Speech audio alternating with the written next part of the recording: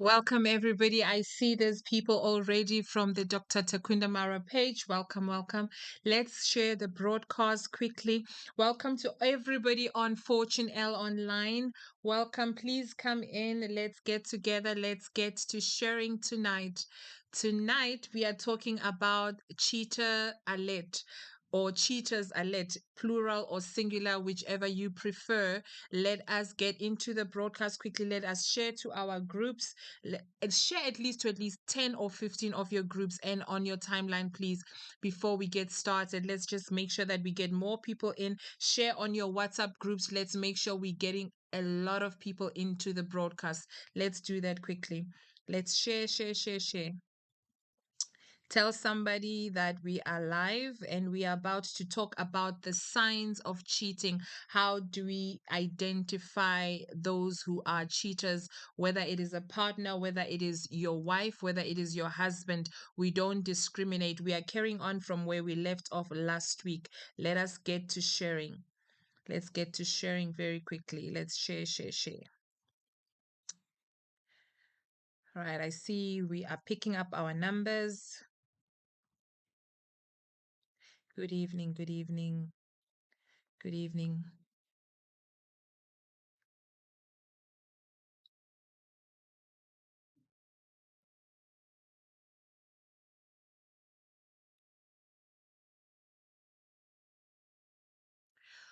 Welcome, good evening. Welcome to my living room. Welcome wherever you are tuning in from. I would like you to make a comment in the comment section. Let me know where you are tuning in from. Where are you tuning in from this evening, good morning, depending on which country you are tuning in from.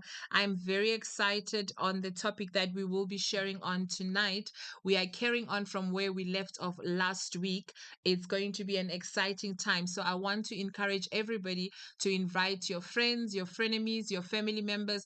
Tell somebody that we are live this evening. We are about to get empowered. I've got exciting guests that are going to be joining me a bit later. I am totally excited about this topic because I believe that it's a build up from where we left off last week. We were looking at the subject of cheating spouses, cheating boyfriends or girlfriends, whichever way you want to look at it. And this week, we want to identify the signs of cheating.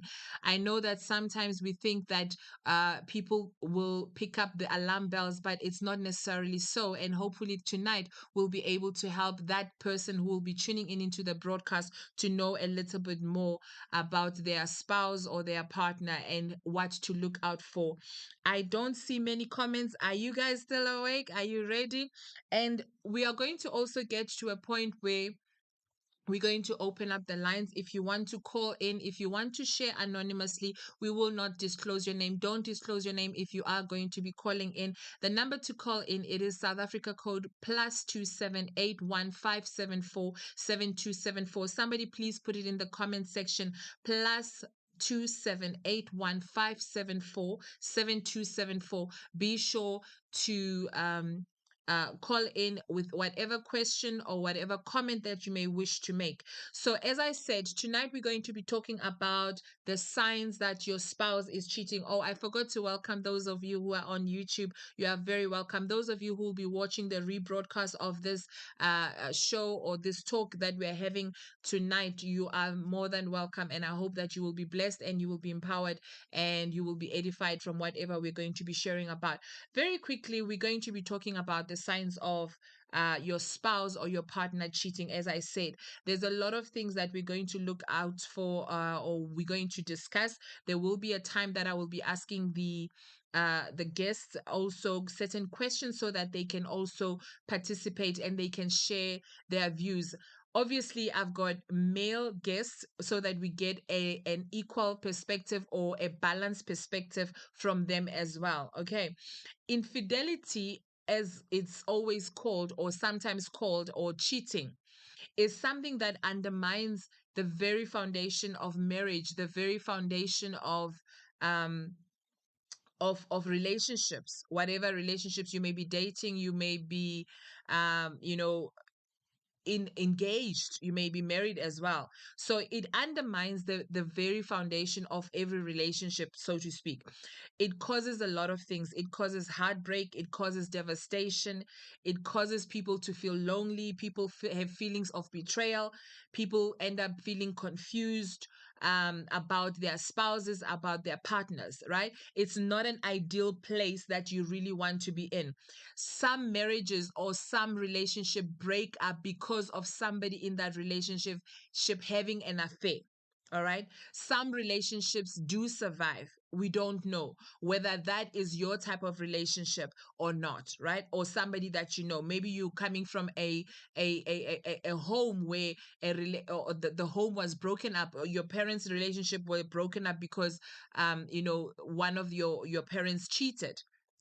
And last week when we were discussing, we discovered that either one way or the other, somebody had been in an environment or knows of somebody who had committed infidelity, whether it's adultery in the context of adultery or in the context of cheating, right? Somebody has been exposed to a situation where you have had somebody having an affair and really just broken that trust relationship. And very quickly, we're also going to look at the types of infidelity, because sometimes we don't recognize the signs of the infidelity or the cheating because we don't know what to call it. For example, people are having cyber affairs, and you find that you don't know how to define this thing. You don't know whether to say, is my boyfriend or my girlfriend cheating? Is my husband cheating? If it is a cyber type of thing that they're not physically meeting or not. And last week we discovered that cheating comes in many forms. So it's not only somebody who's having sex with your partner, but it can be virtually even emotional cheating. There are people who cheat online, through our inboxes. And we had a very interesting discussion last week. It was absolutely hilarious. Okay. There are people who are cheating, who are having what I call neglect issues. When you're neglecting your partner, maybe you are focusing on a particular object or something in particular, right, outside of the marriage, right? You are obsessive with pursuing this thing. Maybe it can even be a hobby.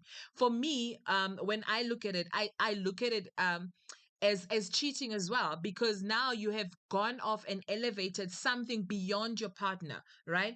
As I said, also the common type of cheating that we normally see is the sexual type of cheating, where one partner has sex outside of the relationship without or with or without an emotional attachment. Because some people say, if I sleep with somebody else, surely it doesn't count. They feel it doesn't count if I'm not emotionally attached. It was just sex. It was just a one night stand. But it actually does, because it means different things to different people. I hope I'm communicating. I see you guys are very active on Facebook. I love that. I love that a lot. I'm going to be looking at your comments just now. So the cyber affairs, right? Those online infidelities that happen, that cyber affair where you're committing adultery with somebody in another country, somebody even in your office. You're exchanging emails, you're continuously flirting. Is that also cheating? I don't know. Maybe my guests will beg to differ with me. But for example, you are SMSing somebody, you are texting, you are always chatting to somebody. Is that cheating? We need to look at all those things. We looked at last week and at a spouse or a partner that watches pornography. Is that cheating or not? I don't know. We will hear what our guest speakers will say. And also, we looked at the aspect of emotional affairs that people have, right? So you find that your partner is no longer being comfortable or no longer disclosing to you certain things. They're no longer as open. They're not communicating anymore, right? They become unfaithful because now they take the secrets of the relationship. They now share it with somebody else. Somebody else becomes their confidant. Is that cheating or not, right? So, but in all these things where you are faced with an unfaithful partner, you would want to make sure that you identify the signs of being unfaithful and move from that perspective, move away from the perspective where you become bound, you become a slave. Because I've seen a lot of people in my coaching practice, in my counseling practice, where people just feel that the person will change, and they even go as far as marrying the person. You have seen the signs before they got married to you, but you still held on because you felt that you are some kind of a panel beater. You think that you're going to change the person, right? Are you their God? Are you really going to panel beat them to a state where they are now faithful? So you need to recognize the alarm bells and act accordingly. I've been exposed to people who have unfaithful partners, but they will still go ahead and sign contracts, joint contracts. They will sign bonds where they purchase things together, large items, and then all of a sudden, when they come for counseling, they say, "Oh my gosh, I don't know what I did. I bought a house with this person." And you ask, were you guys married? No, you were hoping that you will get married. Come on, somebody, right? You are hoping that you will get married to this person. Some people overcommit their resources. You've got a house, you've got things that you have worked for, but you're trying to please this person. You are thinking that they will stop cheating when you continually become a blesser in their life. You know, those of you who are in South Africa, you will understand the concept of a blesser. It's when you have somebody in the relationship who is always the one who's paying, who's always the one who's giving money to the other person. You cannot buy somebody's affection. You cannot buy faithfulness from somebody else, right? When we look at the movies, we see that committing adultery is so commonplace. It is commonplace for people in the movies to commit adultery. That thing has so permeated the body of Christ as well, right? They are now, you know, it's happening in the church. I know that we only look at mostly the divorce part, but we don't really look at the causes and where it's coming from, where the cheating starts. And last week we touched a bit on why we're having men of the cloth, excuse me please, we're having men and women of the cloth committing adultery, committing fornication. They're cheating. Everything is just a huge mess, and we need to fix it. Talk to me, somebody. Come on. Hallelujah. So this has become a sense of real life situations, right? We are seeing the signs of infidelity, and maybe in your situation, they are more subtle, they're not out there. So, tonight, we're going to be discussing those which are not subtle, those which are obviously out there. There are so many things that you can pick up. Signs, for example, your partner has lost interest in your sexual life, they're not active anymore. Okay, guys, if you are joining me for the first time, my name is Fortune L Online. I am Fortune L Online on Facebook as well as on YouTube as well as on Instagram. I really encourage you to really follow all my pages so that you can always be um, getting this type of content. There are no restrictions in terms of how we engage, because we really want to find solutions to real life problems. We want to develop, we want to be equipped. All right. So, we're going to talk about those people that are staying late at the office, for example. They don't come home on time. Why is it that you don't like coming home on time? Right? So, some of you are on this broadcast because you want to make sure that you don't get into this type of trap. Some of you are on this broadcast because you are already feeling or you are suspicious that your partner is cheating. And that's okay. You are in good hands, and hopefully you will take the lessons from today and not let it go to waste, right? We don't want to cast our pearls like that and you don't take hold of them and do something about them. But I want to say to that person, if you're already suspicious, if you're already having that gut feeling, then something definitely is amiss. Talk to me, somebody. Come on, guys. Come on, guys. I'm waiting for you. I'm really waiting for you. Where's Nell? Okay. So if you're already having that gut feeling, something is definitely off. All right. So tonight we're going to look at the surefire signs that, you know what, something is really there. The red flags that you should not be avoiding. As I said at the beginning, infidelity can be traumatic. It can truly be traumatic. I don't want to trivialize your pain. It can have a lot of challenges, that will come up and face your relationship. It can be very, very challenging. So we're going to consider the signs. We're going to look at the possibilities, whether or not you should stay, whether or not you should go. And we might not possibly cover everything in one night, but maybe next week we will be covering whether or not you should forgive, whether or not you should stay or you should go, so that you don't attract many challenges or many more problems. Okay. So what I want you to realize, that with every cheating, you will see certain behavioral changes. There will be behavioral changes, firstly. There are certain curious actions that you will be seeing. So you are not wrong to have that gut feeling, right? There is a hunch that you are having. Don't shy away or don't shrug it off and say, I'm not going to talk about it. The first one I want us to consider is the changes in communication. You know, when you're in love, certain things are smooth, certain things are cool. You speak in a particular way. You guys disclose. You are like the bestest buddies ever, right? When you start noticing that there's a breakdown in communication, that could be very well a sign. If you can't get your spouse to communicate, if you can't even get your spouse to even have a fight with you, because there was something that Bishop Jakes once said. He says, when a woman decides to stop fighting with you, when a woman decides that it's no longer in her interest to even argue with you, you should be very, very worried. I know men always say, women, we speak a lot and we're always having something to say. We are argumentative and so forth. Yes, we are argumentative. That means that we still have a vested interest. That means we still care, right? But now, if I no longer share, that I'm concerned, I'm becoming indifferent, I really don't care whether you come home or you don't come home. I don't care whether you really touch me or you don't touch me. Talk to me, somebody, right? I don't care. When they stop communicating the way they communicated, have you seen when the love is on fire? When you start the relationship and you now begin to realize that they call you, I love you. They tell you they love you so many times. They call you in the morning and say, good morning, gorgeous. Suddenly, there's no more good morning, gorgeous. Suddenly, there's no call in the middle of the day and says, how is your day going, honey? Suddenly, there's a change in communication. Talk to me, somebody. You cannot tell me that you are not suspecting something.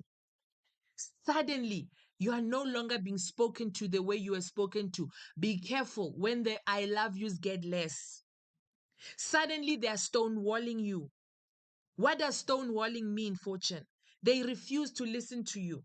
They refuse to respond to you. They just, it could be a signal of infidelity. Check it, take it.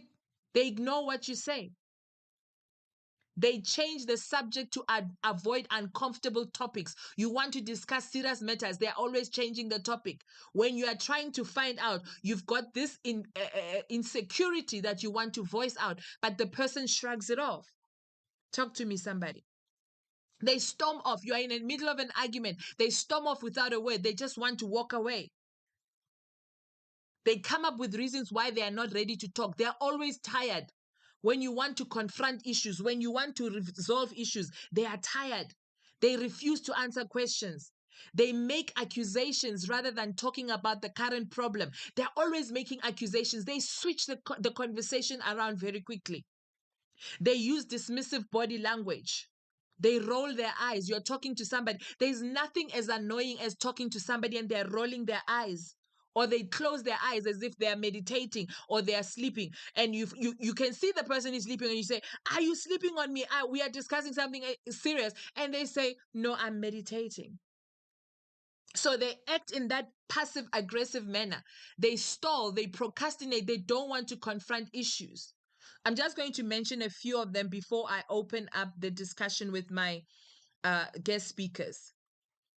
Secondly, for example, you can look at issues of appearances and hobbies that they have.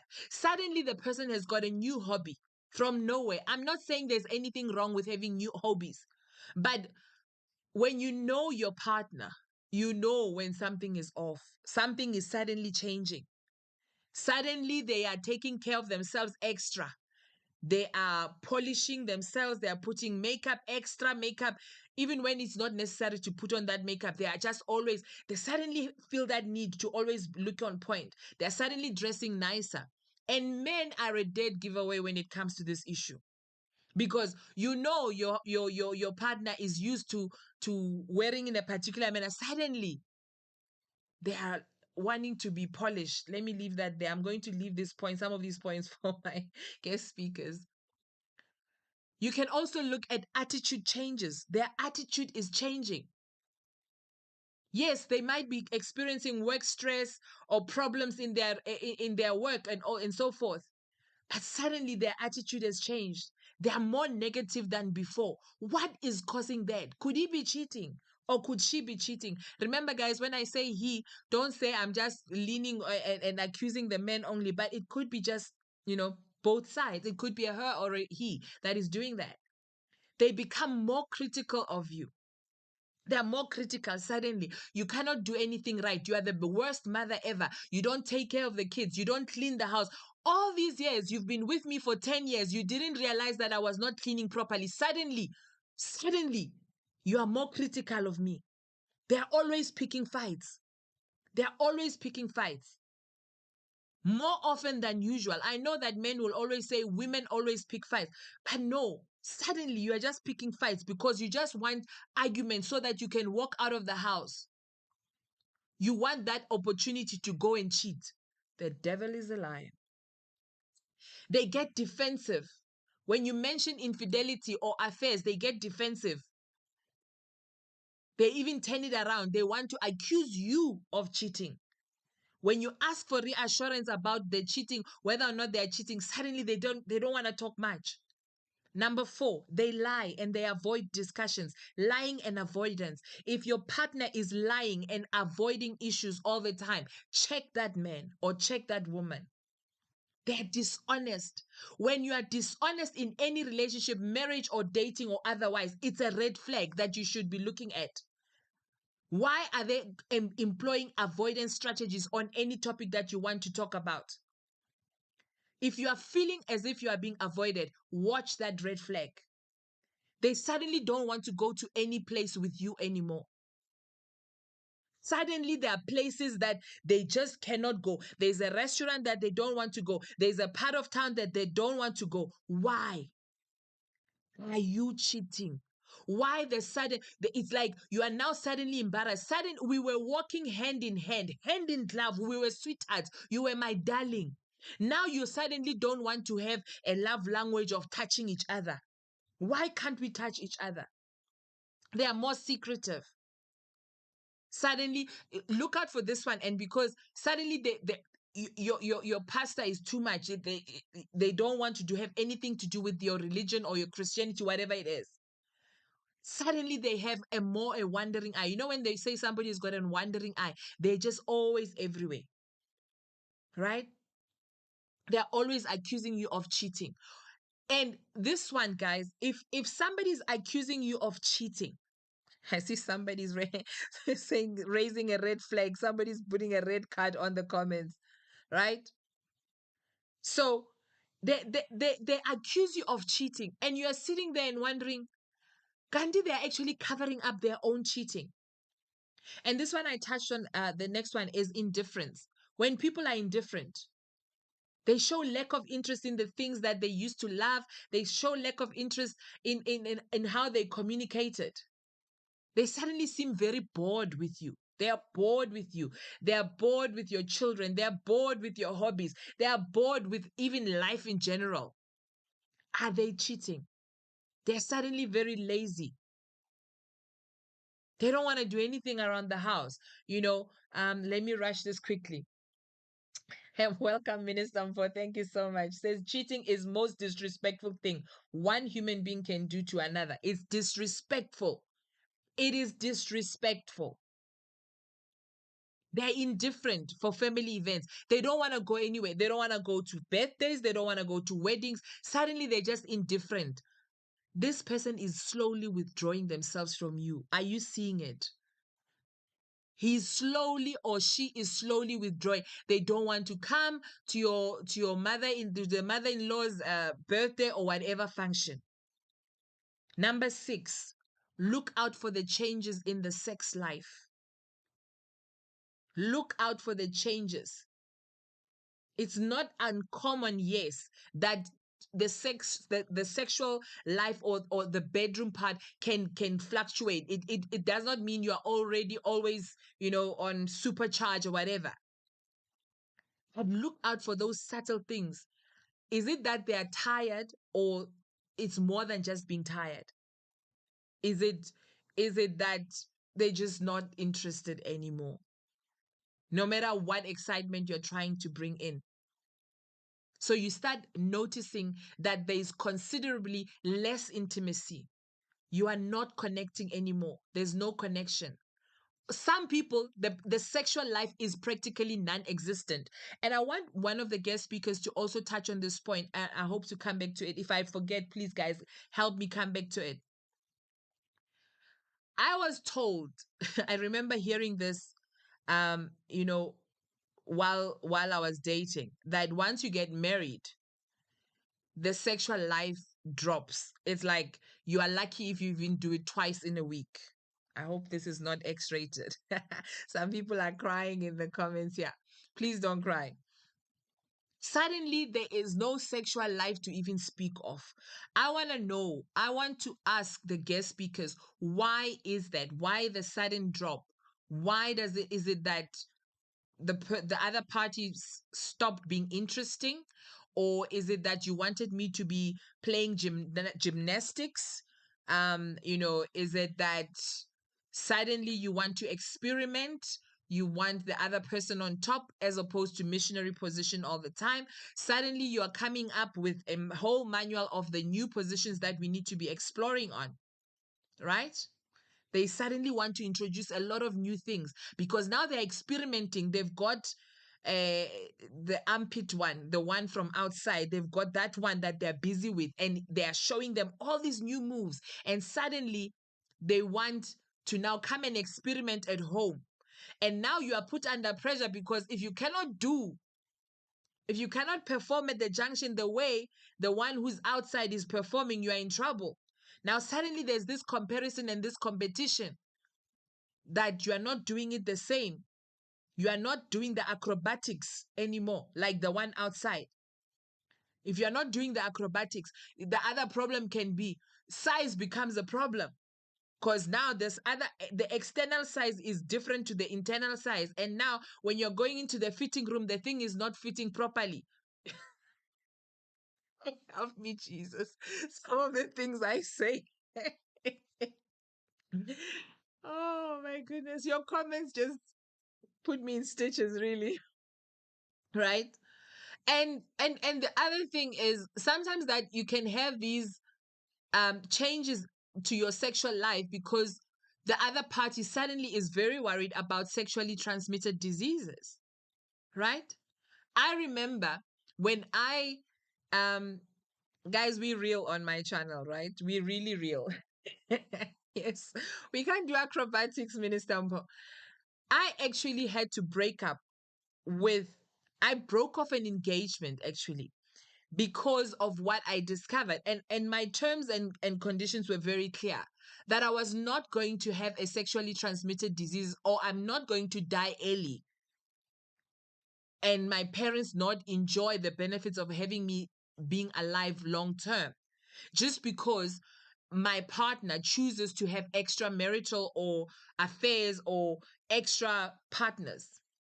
It's just not cool. So those are the kind of things that can come into play. That yes, sometimes really you don't want an STD and you decide I'm not participating in this sex manga business, right? Some people stray and say, because once there's an infection, you know, don't discuss.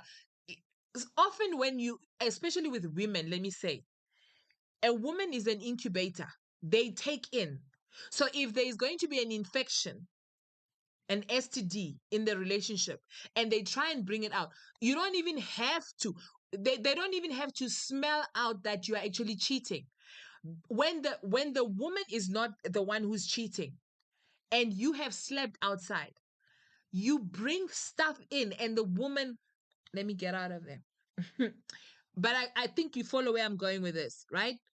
So already when you are picking up infections, there's all sorts of complications, and you find that the man becomes defensive and says, no, no, no, no, I'm not going to get tested. I'm not going to go to the hospital. Some people say, It's not my problem, you're the problem." Check that kind of behavior. Right, let me move on quickly. Money issues. Give me 5 minutes and I'll bring in my guest speakers. They're itching to tell you awesome stuff. Guys, you must ask questions. Don't be apologetic, right?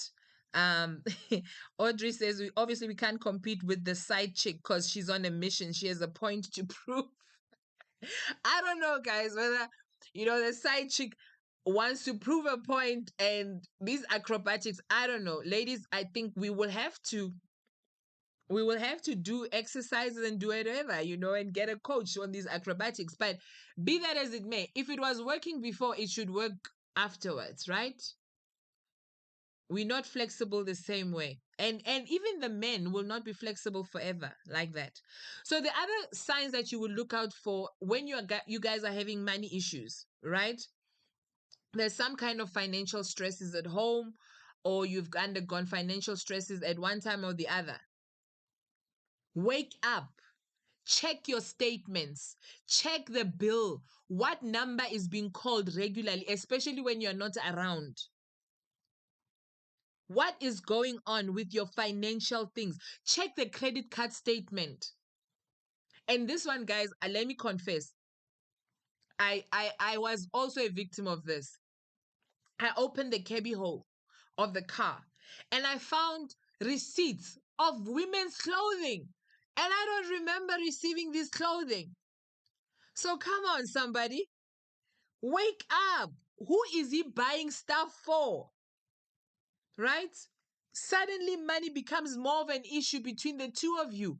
You were fine, you were budgeting together. Suddenly they say you are too expensive. No, what's going on? Right? Suddenly they don't want to plan with you to buy big purchases. Suddenly they become non-committal. You are going to buy a house. Suddenly they're not interested in buying a house anymore. You are going to go on some trip. They don't want to go on that trip anymore. Okay, let me move on to this quickly. A change in technology, the use of technology rather. And here I'm talking about the phone calls, or the phones and the laptops and everything, right? Suddenly they are changing passwords left, right, and center. Last week we spoke about the fact that why are you having passwords? Why? In fact, that fingerprint biometric, make sure your wife or your husband has the same biometric. What are you hiding? What are you hiding? Why are you so, you know? Unless you're married out of community of property or something, I don't know. But regardless, you know, Apostle says he's buying for his sister and aunties. I don't know. If you are buying for the aunties and the sisters, why can't you take me with? Why can't you give me the credit card so I can buy for them and take to them as well? Right? They change their passwords. They won't share their passwords with you. Why is their Facebook off limits? Okay, they say, honey, no, you've got access to my laptop, but Facebook closed. Instagram closed. They're texting and sneaking off to take phone calls. Why are they answering the calls outside? Why are they SMSing people? Somebody's holding their phone and they're smiling alone all the time. Check that behavior. They're smiling alone. They stop sharing their devices altogether. This is the short. If you were never secretive, and this is how I caught out one partner in my previous life. You never used to. You were always leaving your phone around and moving around, but suddenly you are going with your phone into the bathroom. Even if you are going to pee, you are going to do number one. Where is the cell phone going? Where is the cell phone going? Right? Suddenly you were sharing on the cloud. Especially for the people who are using Apple, you find that you're sharing the cloud. You are paying for the the same gig so that you can upload and store it. Suddenly they don't want to be part of the family cloud anymore. They don't want to share photos and whatever. No. Right? They reduce their social media. They don't want to participate. They were posting on social media. They were very active. Suddenly they are no longer active because they are up to inky panky. Or suddenly they don't want to befriend you. They say, I cannot be friends with my spouse on Facebook. They clear their browsing history every time. There's no trace that they were even logged on onto the internet. Every time they finish on the internet, they clear their browsing history. Check that behavior, right? Talk to me, somebody. Are you guys still here? And I touched on this one. I said they accuse you of cheating. I'm going to just do the headings now so that I can bring in my guest speakers. They surprise you with gifts. You know those people that when they're guilty, they just want to spoil you extra. Check that behavior. They avoid certain locations. They don't want to go certain places. They take their cell phone everywhere. They're suddenly on their phones all the time, always smiling by themselves. You are no longer top priority for them. Why? You are no longer top priority. They regularly go missing in action. They are always somewhere going missing in action. They are going on extended work trips. When they're on that work trip, they don't answer the phone. They don't want to even do a video call. Why? The devil is a liar. We have to fix this relationship. They don't want to do anything nice to you for you anymore. Check that behavior. When you ask them where they've been, they elaborate too much extra. When a person gives too many details and too many facts, watch that behavior, watch that person. Something is off. You are asking, where were you? No, I was here. So, and then I met Pastor Lucas, and then I met Apostle, and then we went, and then the sky changed from green to red. We didn't ask you all that information. We just asked, where were you? Where were you? Don't give us lengthy descriptions about your whereabouts. It signals something. It says that you rehearse this story. Watch out for the stories that are rehearsed. And I touch on this one. Traveling a lot more for work, right? Check the number that is always popping up, popping up, popping up. Check the name of the person that they're always saying all the time. Susie doesn't like this. Susie likes this. You know, Newa doesn't like that ice cream. You are going shopping. Where does Newa enter in the discussion? You are always you are giving opinions. Newa doesn't like that. Newa drives a different car. Newa's car. Why? Why is Newa on your lips all the time? Don't worry, Newa, I'm not talking about you. I just had to make an example. Suddenly they start speaking in the singular instead of plural. Before it was, we are going to buy a house. Now I am going to buy a house. I'm thinking of buying a house in Senton. I'm thinking of going on a holiday. I. When people are in love, when people are working towards a common goal, they start using we. When they're about to hit a midlife crisis, and I want to hear more about this from the guest speakers as well. What is going on? They're about to hit a big milestone in their life. Boom, they're gone. And they said it's midlife crisis as if they want to justify it. Suddenly they want to, for example, also have more sex than usual. Watch out for this one, guys. You're going to love this one. They suddenly like a lot of photos from the same person on Facebook or on Instagram. It's like the person has become their hobby. Like. Why are they liking the same person's photos everywhere? Okay? Those type of things, they erode trust. You don't trust the people anymore. Watch out for the red alert where they suddenly scrub you out of their Facebook or their social media. Suddenly you had photos together, you were taking pictures. Suddenly, vroom, there's like a overhaul. You are a cleanup, total cleanup. And I mentioned this one of mentioning the same person frequently. They say, no, we're just friends. And it's just that this friend is being mentioned extra. Even with women, they mention a particular guy all the time. They even joke about it. They say, don't worry, he's gay. Watch that behavior. And obviously, when you've got a gut feeling, you know something is off.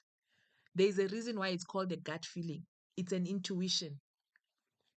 Ladies and gentlemen, I'm waiting for the questions in the comment section. I'm waiting. Tonight, ladies and gentlemen, I've got two guests. The first guest is Pastor Lucas Nkosi. He is a speaker. He's a minister, and he is a human resource development practitioner with a passion to unlock and develop human capital genius for maximized personal and organizational productivity. I don't know if you guys will are allowed to to to approach him, but I'm sure you are, and we will share his email address as well, so in case you want development in the area of human resources and to maximize your personal or the organizational productivity, so to speak. He has a qualification in ministry, several actually. He's got ETD training facilitation, skills development, HRD managing training and development from different institutions. Oh my God, so many acronyms. His social media handle, I think you are seeing on the profile there, and I think we've also posted it on my page, is facebook.com Lucas Nkosi Reloaded. He's Lucas Nkosi Reloaded. And also, let me see if I can get this quickly.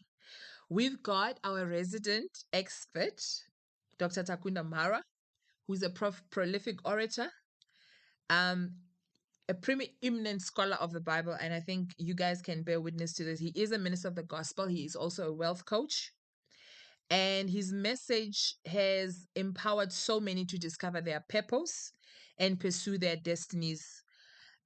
He has a lot of wise chats that he shares with us regularly, but he loves people. He loves developing people, and let me share his profile as well on your screens as well. Are you guys seeing the profiles as well? So, as I said, when we get to the Q&A, I think at any point you can indicate in the comment section whether you want to call in. The number is 081 574 7274. 081 574 7274 is the number to call. We've got Apostle Takunda Mara, and we also have Pastor Lucas Nkosi. Man of God, Pastor Lucas, please greet the viewers. You Okay, can unmute. greetings. Okay, greetings, family. Greetings Yeah, indeed. so it's wonderful. Thank you, Pastor Fortune, for this opportunity to serve, the people of God. I so love people. And once an opportunity to serve people shows up, you know, I get delighted. And thank you for having me as well this evening. Thank you. Thank you so much. Pastor Lucas, let me kick off, I think, by asking you a question on, Okay. is there a type of cheating that is forgivable, or is all types of cheating unforgivable? What are your views on the subject matter of cheating? And obviously, I also want to hear from your side the signs that we can look out for that the person is cheating from a male perspective.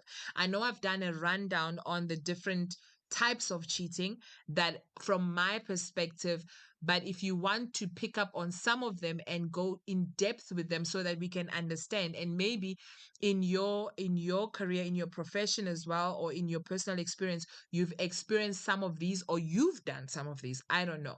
But I also want you to maybe just kick off and tell us about, is there cheating that is mild, or is all types of cheating bad? And then what are the signs that we can look out for? Yeah, cheating is very bad because cheating it's basically a betrayal of trust. I normally say to people that faith knows, but faith believes, but trust knows. Because trust is the highest level of faith where Mm-hmm. you move from just believing. I believe what you are telling me because Mm-hmm. you say it. But when you move to trust, it's I know, even if I cannot trace, what you are saying based on the relationship that I have with you, I just know. You hear Job is saying when he was confused of what was happening in his life. He's saying a powerful thing. He says, I know that my Redeemer lives. Mhm. And one day he will shows up. It's like his relationship with God moved beyond just believing that I believe God is here. But I know that even if I cannot trace, you know, God, but I know he has the best interest in heart.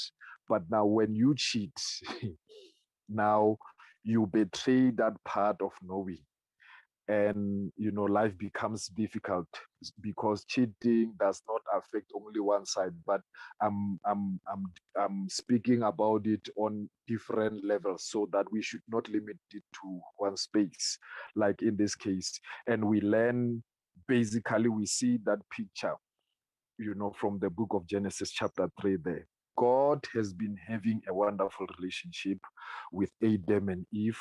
There was no problem. And then, now and then he's been showing up in the cool of the day. They were not running away from him, when he shows up. But this time around, yo, and then they're hiding, and he's calling forth Adam. Adam, where are you? All this time, God has not been having an issue of, locating or finding out where Adam is. Adam was always available. And this time around, he's hiding. And God is concerned, why are you hiding? So we learn there the principle that from the place of relationship that they had with God, and as a principle also, as you learn from the word of God, where we are taught, Jesus is teaching us how to love, that we should Mhm. love the Lord our God. Then he says, love your neighbor as yourself, meaning from how we love God, we learn how to love those who are next to us. So we, from our relationship with God, the depth and the quality of that relationship we have, then we draw principles on how to relate with other people. So we see from that example of how that relationship with God was. And suddenly Adam is hiding, is withdrawing. So this withdrawal, was a sign to say there's a problem here. I know this person. I know Adam to be like this. But now, why is he hiding? And God is saying, oh, have you eaten that fruit that I said you should eat? Mhm. So he's saying, okay, or maybe you have done something. Let's hear from you. And now the second thing, you hear the blame game. When you are asking now, it was withdrawal. Now, when you are asking for accountability, where's the problem? What's happening? Then, is because of you issues. But something interesting in that scenario there, there was a third voice, a voice that was inferior to the relationship that was there, which is, you see it in verse number 1 there, that the serpent showed up. Because most of the things, and you extensively shared different things, about the science and so on of cheating. But as you were speaking, in my heart I felt like, but we need to deal with the root, Mm, the root mm, of this thing. And the root of this thing is that third voice, mhm, that steps in and now try to confuse this beautiful relationship that's been there between God, and Adam and Eve, and also what was happening between the two. The third voice questioning the beauty of that relationship that was there with God and so forth. So most of the times, yes, the signs are there. We see those behaviors that you have, so excellently spelled out to us. But we ignore this voice, of which is something I will want us to look into. This third voice, that when you have these beautiful relationships with people, then a third voice shows up, to try to question, you know, the beauty of this relationship. That, you mean Fortune, this person? Huh? You mean when he goes somewhere, there's nothing, to sow those seeds of doubt. And those seeds of doubt then build up until now you start to have issues. And as issues arise, then certain things start to be somehow. So it's one of those things. Who is speaking? We need to ask ourselves, who has started to speak, into this relationship that we do have? Like, for an example, okay, that's why we should be careful, especially with personal issues. When you have beautiful relationships, especially in families or with whoever that you are in a relationship with, that sometimes you will just share things to people, and certain people are jealous. Especially you But see it wait, in wait, ladies man of when, God, like, let yeah, me ask you this question, because when you say who is yeah, speaking, I'm feeling that you are mm, moving a lot towards third party. And I mm, think that's a bit of a cop out, because why do we why did I even have to go share outside? The problem was within. The problem started internally. mm, Why yeah, did I even have, yeah, because yeah. I'm we dealing. cannot really Okay. be blaming third parties, surely. Yeah, yeah. I'm saying sometimes, like, Mm. innocently, we have this beautiful thing. We've been rolling. It's been wonderful, and we step outside to say, "Hey guys, hey this guy, it's wonderful. Hey, this marriage thing and so on," not knowing that there are these jealous people. You, out of excitement, share the beauty of this thing that you having with the person that you are in relationship with, and somebody from the place of envy starts to sow seeds of doubt. Like, for an example, uh, let's say you are with your spouse and everything has been wonderful and glorious, and you try to share with this person, and after sharing, they come up with their cunning ways to come and spoil that thing. And from Mhm. spoiling that thing, then you, as you know, a cheater, you feel like to question the person that you are with, and feel like, oh, that next person now, whatever that they are saying is so interesting these days. And after that thing, you continue to build up negativity, which now start to create that distance between the two of you. And from there, when you start to question now, to say, but uh, this this time we used to, like, one of that example, we used to do things together, and there's never been a problem. Now, where does the problem come from? All of a sudden, you will realize that there's somebody, a third party, that has been allowed into that setup. And then that influence of the third party started to distort how you see your partner.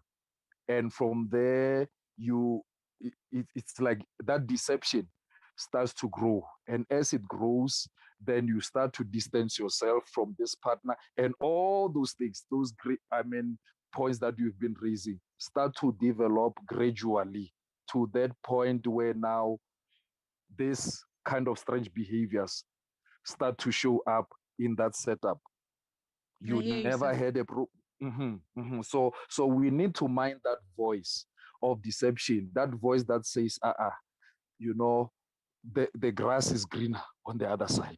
I mean, man, you are missing out. You mean this is this the only person that you have this better than this? I hear And you, sir. then from Let, let, let me also try and bring Apostle Mara here. yeah. Apostle, what I'm hearing is he on? Let me just make I'm sure that here. awesome, awesome. Thank you so much. Um, okay. Sorry, I was just hearing an echo. I needed to address it.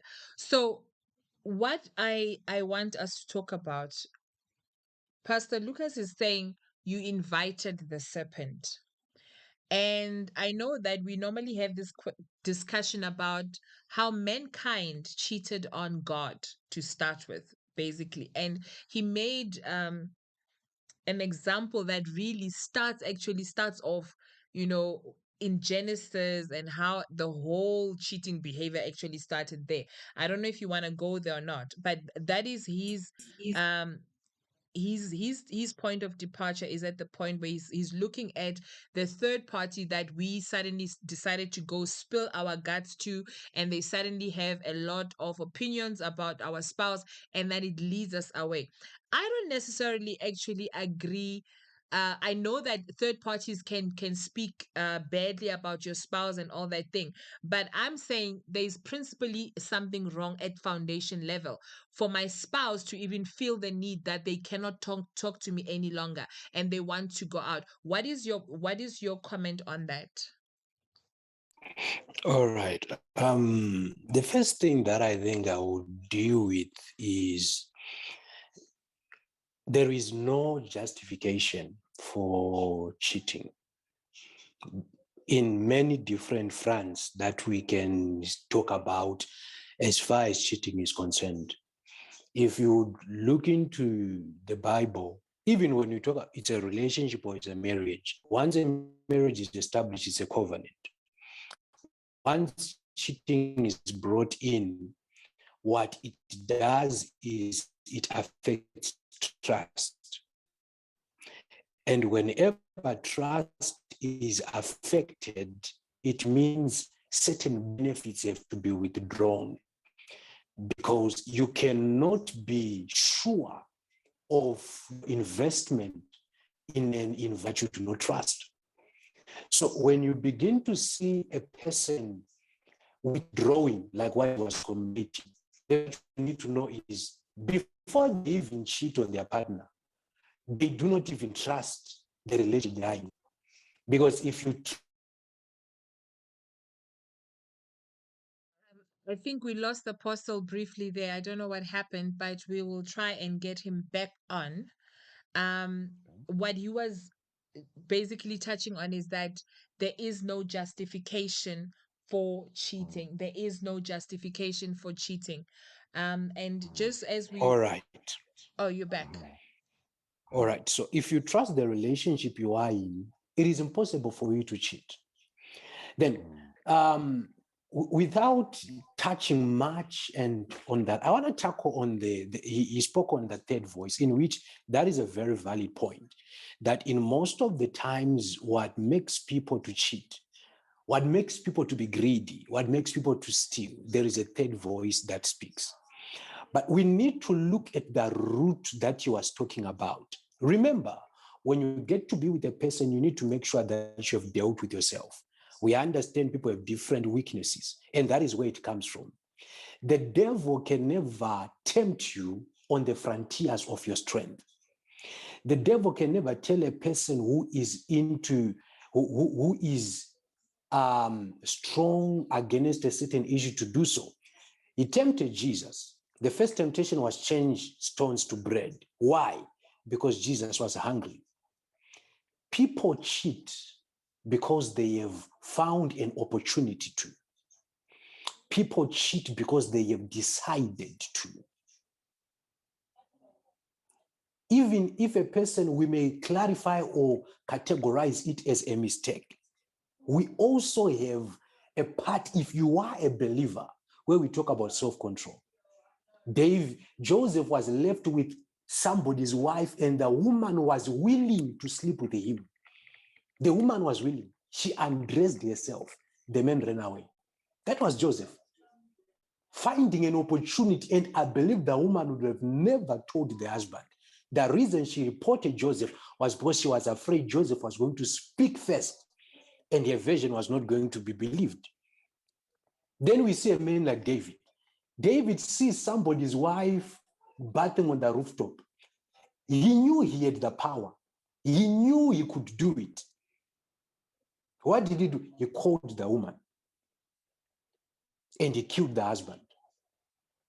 It is a weakness for the devil even to speak to him to say, call the woman.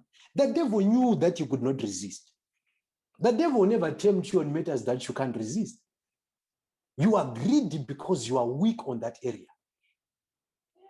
You'll be weak on that area. So we need to look on that there is no way a third voice can come when you have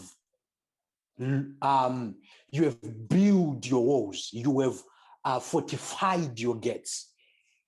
There is no way someone can tell you that we have seen people that when they tell you my wife is beautiful, when you visit their house, you look at their wife, you are surprised. Is this your brother? And there is no way you can tell him that, oh, your wife, something is wrong with your wife. Why? Because on him, he believes and you can't change his mind. There are people that even if you bring a mermaid, they will never cheat. Not because the mermaid is not beautiful, no, but because they have disciplined themselves. I love what Job said. Job said, I have made a covenant with my eyes that I'll never look. So if one comes to that point where we understand to say, it's an obvious thing that obviously when we are believers, we say, if somebody does something, you must forgive. Even if you are forgiven after cheating, trust is built. Even God had to build trust with Abraham over years. He spoke about Job coming to a place where he now had a relationship with God, that he trusted God. It is built over years. Once trust is removed, what is left? What is left? Because everything works around trust. Many people, to be honest, some marriages are now people cohabiting, but marriage is no longer there. People are just now staying together. They are forgiven, but if right now I stab you with a knife, you might heal, but there's going to be a scar. And that scar will represent or will leave a memory of what happened. And every time you look at the scar, what happens is the scar has ability to bring you from the time zone you are in into the past. It can teleport you into the moment where it happens. So you see consistently the wound always opens when you look at the person, not because you have not forgiven, but because there is a scar. It has healed, but there is a mark. So there is no turning back after you go through certain things. There is no turning back. Because even if I forgive you, it will come to a point whereby you act in a certain way that you acted before. It will be hard for me to believe that, oh, it was an innocent action. If by the time you cheated, you were hanging out with your friends, the moment I see you being frequent with your friends, there is no way I'll take it as if it's innocent, because there is a mark. There is a mark. Apostle, let me ask this question, and also feeling to jump in, Pastor Lucas. You touch on a nerve here. If there is a scar, there's going to be, yes, you might choose to forgive, but trust is eroded. Are we still, do we still have to stay in this relationship? Do I still have to stay in this marriage on the basis that I forgive, it was a one-time mistake, but knowing that it's an explosion that's waiting to happen at one time, there's all these triggers that can happen?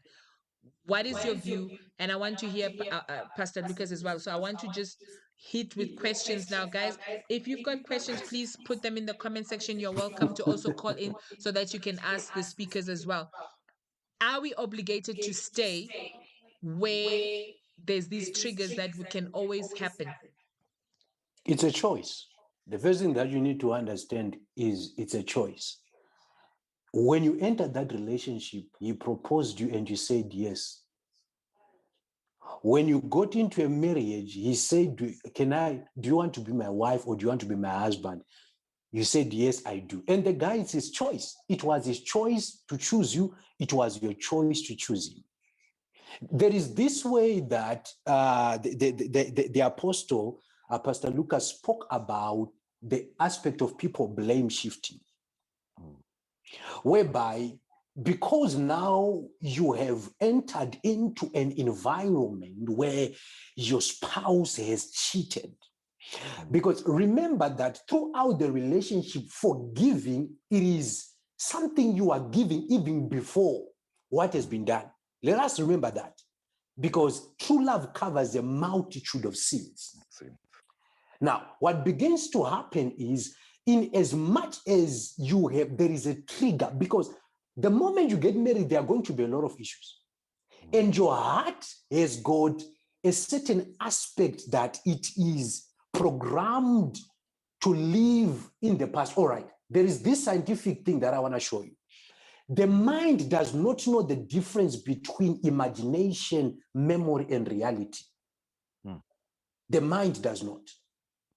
That is why you see yourself seated. You would think about what happened before. You would think about maybe a time when your father died. You will start crying as if he has just died. Because the mind cannot differentiate a memory, reality, and imagination. It takes you.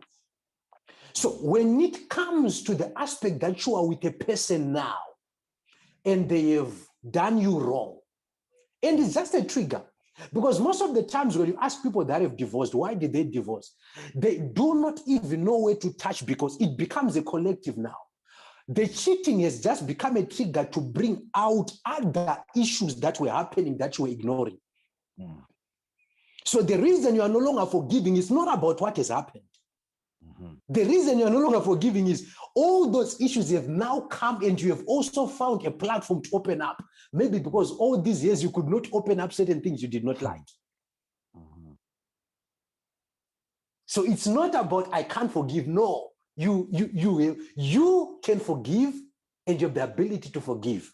But the issue is, are you sure it's the issue that you're talking about, or there are more than that issue? And that is the reason you are saying, listen to this statement, I have heard enough. So it's not just this issue. I have heard enough. I can't do this anymore. It means there are things you were doing before. I can't do this anymore. There were things you were doing before. There were things you were tolerating before.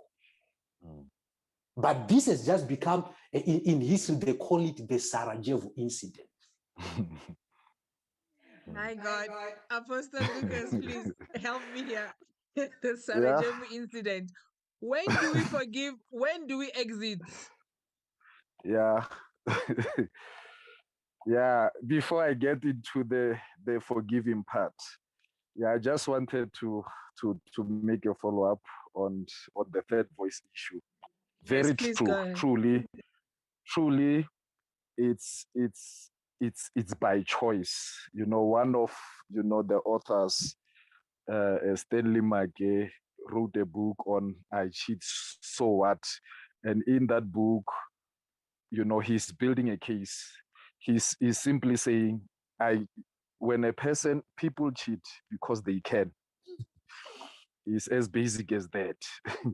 they you don't blame somebody and say, no, I cheat because so and so did it, or my partner did it. Your partner cannot make you choose.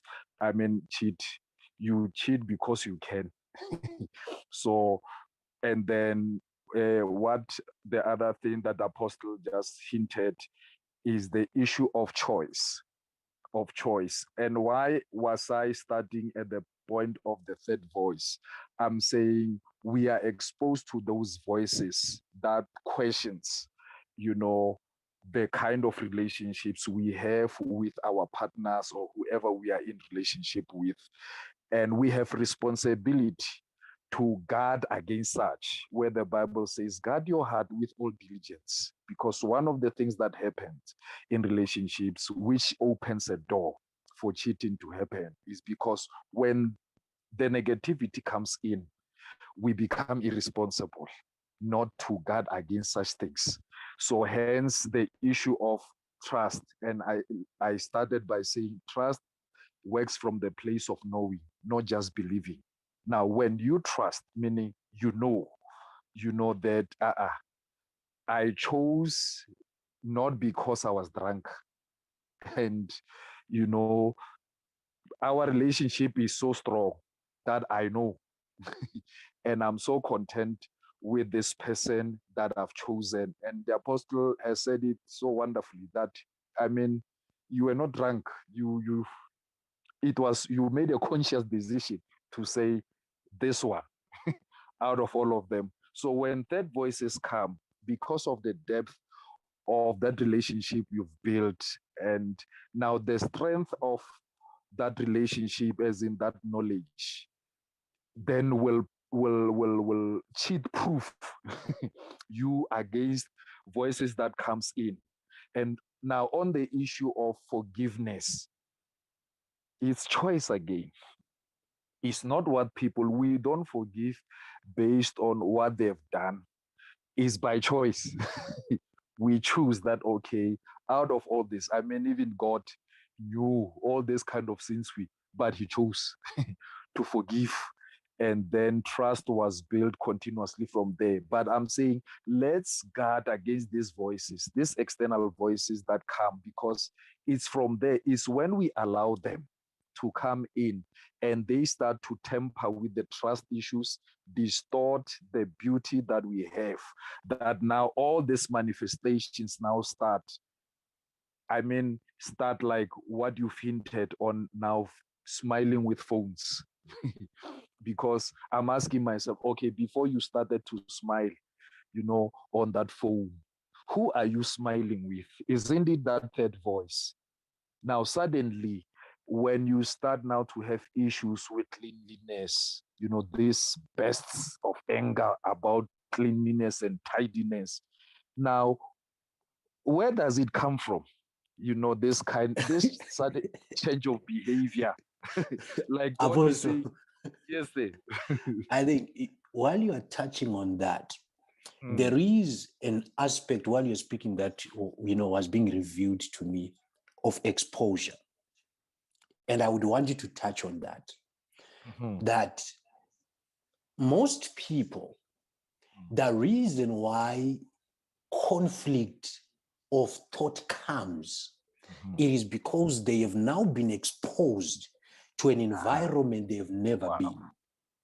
Wow. That a person who has never been in an environment where people are driving certain cars, they are used maybe to Mazdas, and you get to be brought into that environment. Because remember, you can never have an appetite of what you've not tasted. Very true. And the reason why many people cheat is because it's a secret.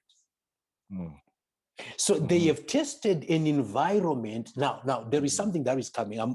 Maybe I'm going to be philosophical. Wow. Because of the environment of secrecy, someone now gets to feel as if in that secret, they are having what is called privacy. That need of having your me time can be mistaken. I have been in this marriage, but it seems as if there is a part of me that is stolen. I have been in this relationship, but there is a part of me that has been stolen. Yes.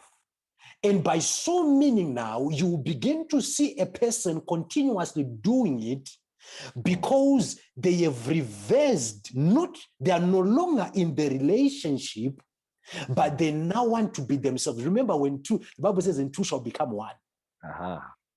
It means that you can be two and still be separate.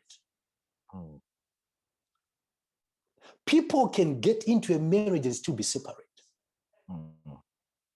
Why? Because we are in a generation that believes more about privacy. So whenever the line of privacy is brought, that independence is brought, already we are now speaking about traits of cheating. Because cheating trades on the territories of privacy. Once you begin to be private, you spoke about what are you smiling with? A person feels now I am free to be in my own zone where I'm not accountable to anybody.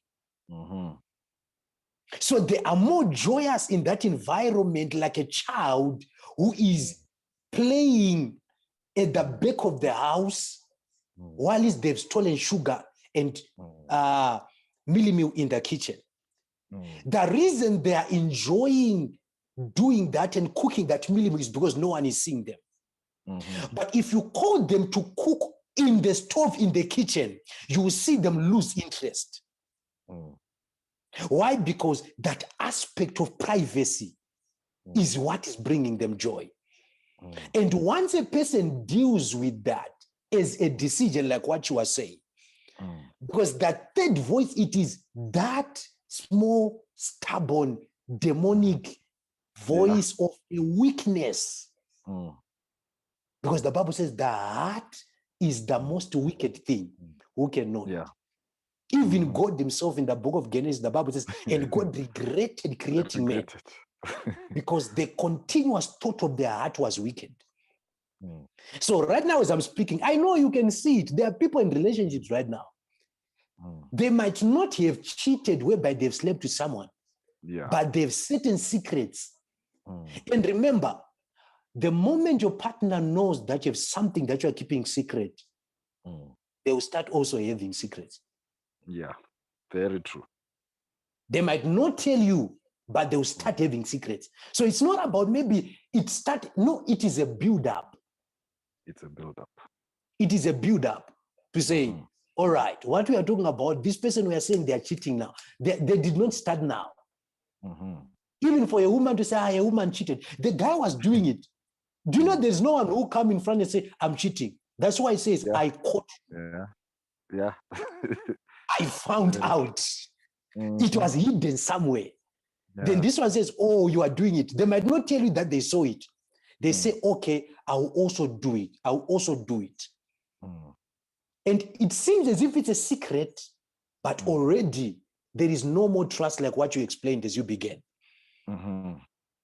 There is no more trust. There is no more relationship because there is nothing to relate anymore. Yeah.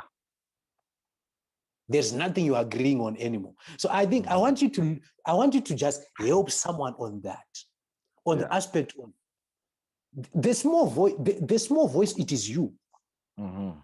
It is you. When the devil was tempting Jesus, he was in Jesus. That's why the Bible says we wrestle not against flesh and blood, but against principalities and powers.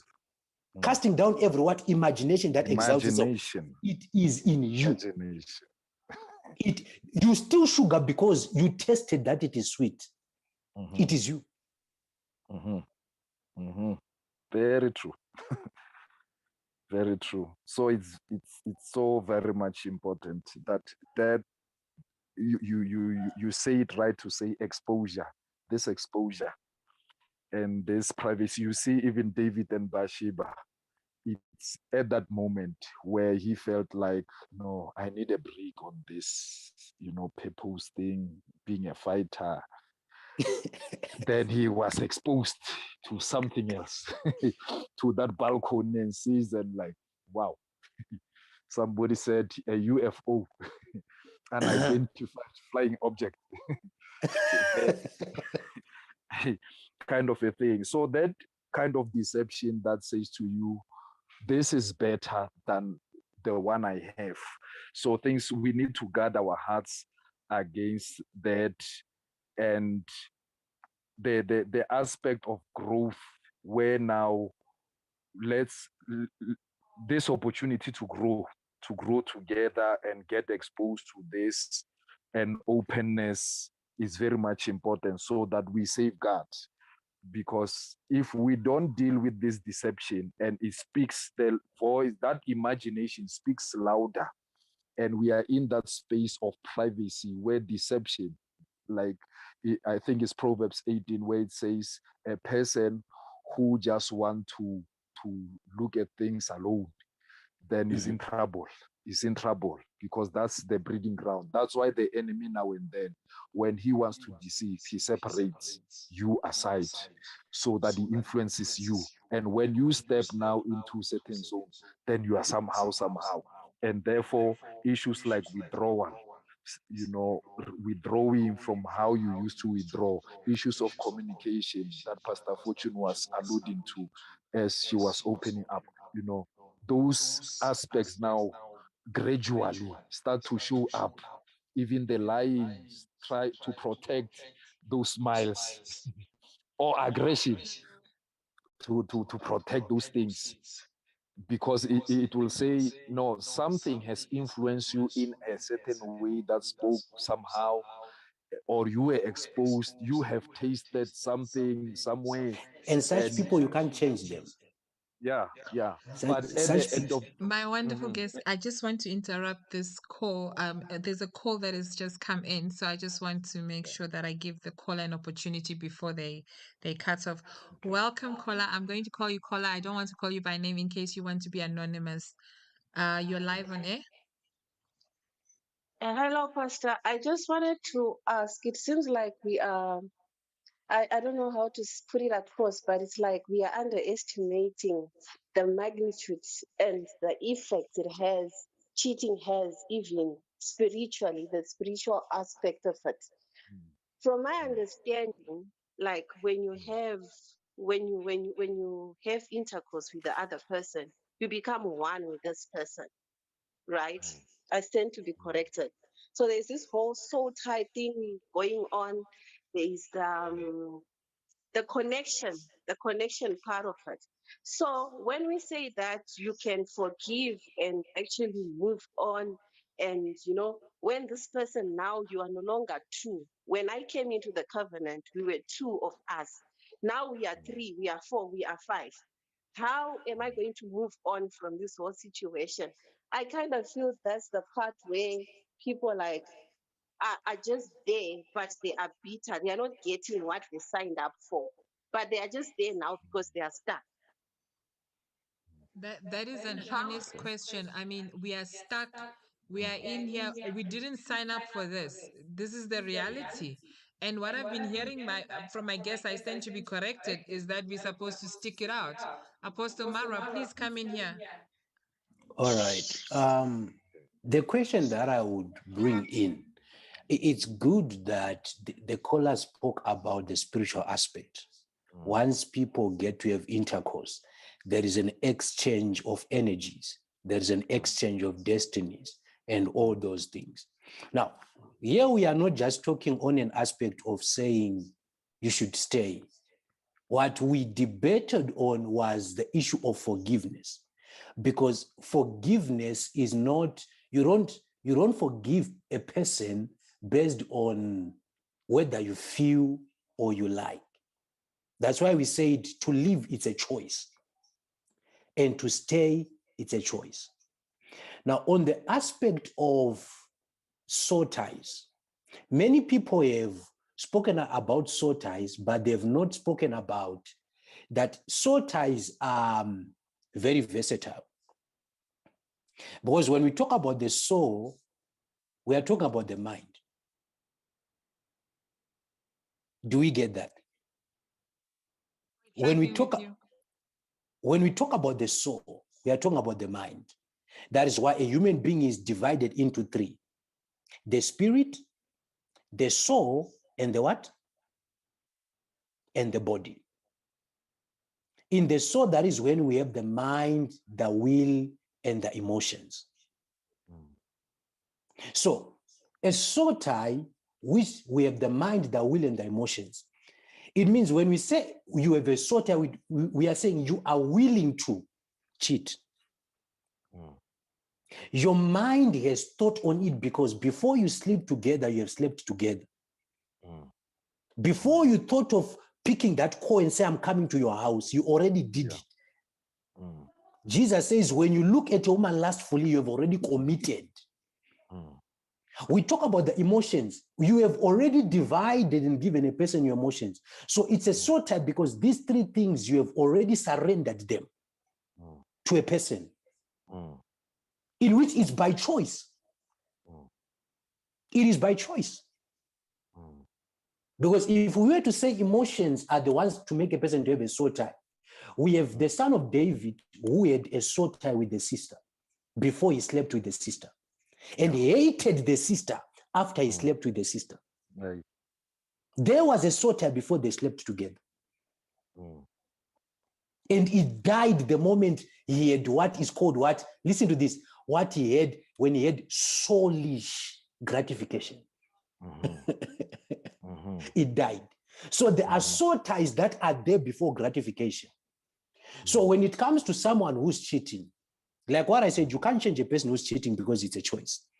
And if they can't own up, then you don't have to risk yourself. Mm-hmm. You don't have to risk yourself. A person who cheats is like a person who's stingy. Mm. No matter how much a person who is stingy, no matter how much you show them good things, it won't change their mind because they are stingy. Because it's a choice for them to be so. Mm-hmm. So you kill yourself going to the mountain, praying for a person who has made up their mind, who has surrendered their emotions, surrendered their will, and surrendered their what? Their mind. Whereby they are, what are you doing looking at that lady's pictures in the toilet? Yeah. While your wife is sleeping? Your mind has been surrendered already. Mm-hmm. There is somebody who said, when a man sleeps with a woman, a man can sleep with a woman and it doesn't mean anything. It's a lie. That is a lie from the pit of hell. Because if it brings gratification, it means something. Oh God, I have touched something. You deep. I was about to say you're going very deep. So there is no such thing when we normally hear men saying it didn't mean anything, baby. It was just sex. This is just a lot of hogwash. Please, caller, if you want to ask a follow-on question, please feel free to jump in. So men have been lying to women all this while. It is a lie. If it brings gratification, it means something. You cannot eat food if it's not to fill your stomach and to give you energy. It is either you wanted to experiment on being with a different partner, but you can't justify that it means nothing. It's a lie. It's a lie. And you can't blame the devil also, because the devil does not open anyone's trousers. So all this crap about I don't know how my clothes got off is just a lot of crap. Once a person becomes wicked, they become wicked. It's going to hurt someone. Let's be honest, everybody who cheats knows that the day their partner finds out, it's going to break them. If there is anyone who says they did not know, right now, they can come on right now. I can reward them with a reward. You knew. That's why you were hiding it. No, if the person intentionally did this thing and they know, I mean, they're adult enough to know that it's going to break me, it's going to break our relationship. Why am I supposed to hold on? What am I holding on to? And I appreciate that both speakers have said it's a choice. To stay is a choice, to leave is a choice. But I'm asking the question because I want solutions. There are people who are either still single, not committed in a relationship. There are people who are in marriage, and we need to find solutions because there are habitual cheaters in marriage. There are habitual cheaters before marriage. When do we jump out? Gentlemen, we need a solution. When is it time? Because otherwise, we'll be in this cycle of forgiveness because women are just like that. We will forgive and forgive and forgive, but it's breaking the person. It's when do you know that men you are actually in a polygamous relationship? This thing is never going to be monogamous. When we came together, you promised me monogamy, but now I'm in love with a serial cheater. When can I jump out? This is a habitual cheater. And I suppose it's easier when you are single, because when you're single, we can either say, before I'm committed, I can jump out. Yes, that is possibly an easier solution. Why should I stick it out when I'm involved with a habitual cheater?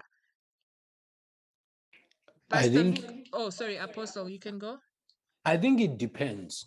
How much can you carry, and what are you carrying? What have you built, and why you are staying? Some people, they stay because of children. Some people, like what I said, is now cohabiting because they have built so much that if it's separated, then lives are going to be destroyed. Some, they can be pastors. It's now to cover their face. Whereby obviously they are going to church, but to them it's now an issue of let's cover the face. I think the men of God can agree with me on this. So what makes people to stay is different things. But my point when it comes to the point of departure, the Bible says when one commits adultery. Why? Because once a cloth has been stained, to clean it up, it's impossible. So the reason why the Bible says that is because if you cheat on me and we stay together, I no longer have trust. And because the mind does not know the difference of what I said the last time, sometimes I may start sitting and imagine you on top of someone or under someone. And anger boils while you think we are okay. I'm in rage. And with a small mistake you will do, you will not know how a person now becomes aggressive. Not because that you have burnt meat, no. So the Bible is telling a person, you safeguard your life. Yes, you made the mistake, but safeguard your life because whatever that is to happen, many people that have divorced in counseling, I believe Pastor Lucas has counseled also some people. When you hear them beginning to debate, you can sit 4 hours with people that want to divorce or that are fighting. A man, we are in 2022, a man will tell you, do you remember in 1994 what happened when we went to your house? Do you remember in 1996 what your sister said to me? Do you remember in 1997 when I met you with the ex? Do you remember? So what they are now fighting are memories because the mind does not know the difference. So it is better to safeguard yourself and try something new. God hates divorce, but God does not hate a divorcee. Powerful. Let's bring in Pastor Lucas here. Pastor Lucas, there is a comment on the just as a follow-on also. Caller, please feel free if you want to make a follow-on, but I just want to say the statement that I'm reading on the comment section. The statement is, are you waiting to be told to move on, or are you waiting to be sick? And what are you teaching your children? To what extent do you think this cheating thing has an impact on the kids? um your decision to forgive, yet it's sending a certain message to the children. What is your comment? And also as a follow-on to what Apostle was responding to and what the caller asked, please, your comments quickly.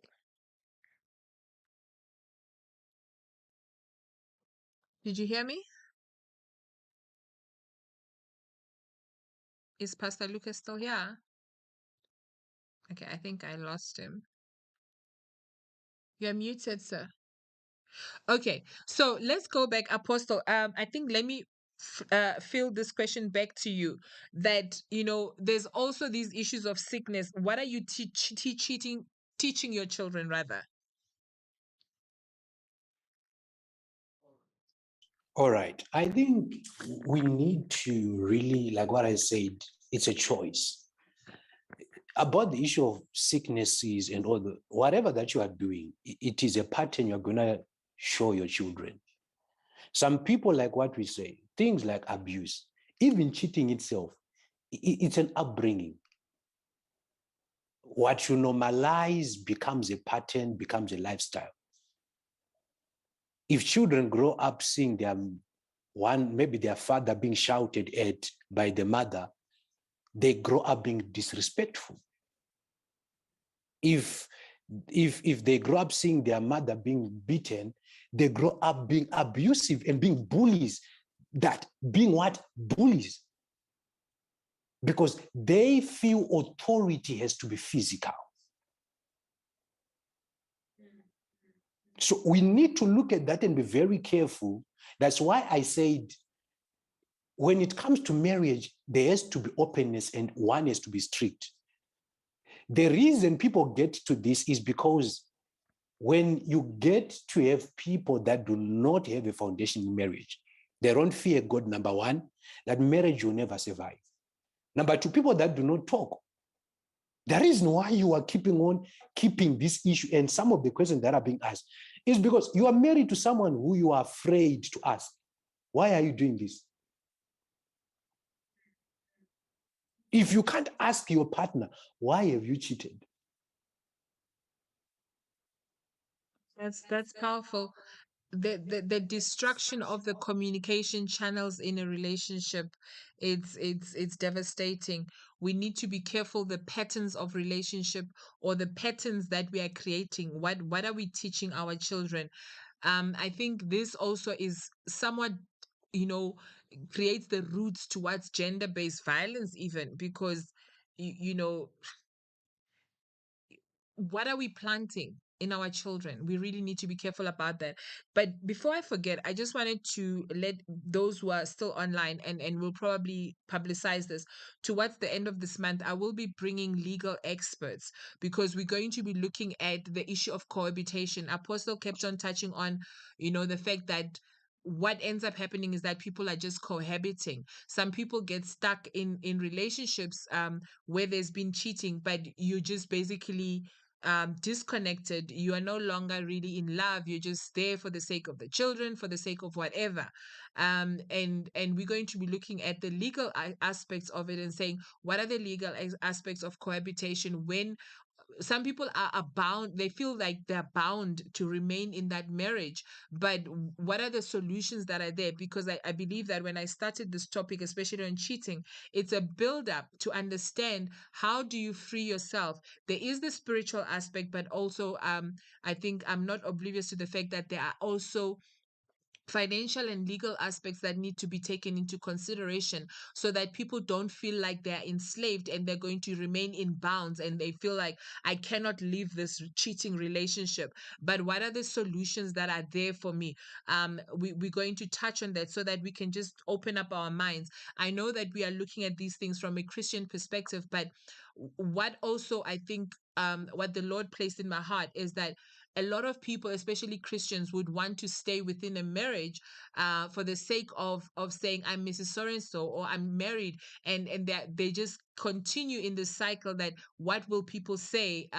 They will say I have failed. They will say that my God does not. God did not resolve the issues that we're having, but that is so far from the truth. Apostle was saying that God does not hate the divorcee. Are you going to stay in that relationship just because, or that marriage because you are scared of people saying you are a divorcee, or that they're going to call you that you are a returned soldier at the I think expense I of your think pain? I think while you are speaking, let's agree that what is being called a marriage is not a marriage, because a marriage is a covenant. That you went to the altar with a person, people celebrated, you ate cakes, does not mean it's a marriage. It becomes a marriage when it's a covenant and principles are applied and God is involved. That is when it becomes a marriage. That is when it becomes a marriage. Broken covenants. Call a follow-up question. Are you still there? Yes, Pastor. Yes, I'm here. Are you satisfied with the response? Do you have a follow-on? I think I am satisfied. I just wanted to actually just comment to say that there is really no obligation to stay if you're not Mm-hmm. happy. There is nothing really keeping you in the setup if really your trust is broken and you're going to just be sticking around but And the bitter. covenant is broken, is it not? I mean, the Yes, covenant is broken. everybody.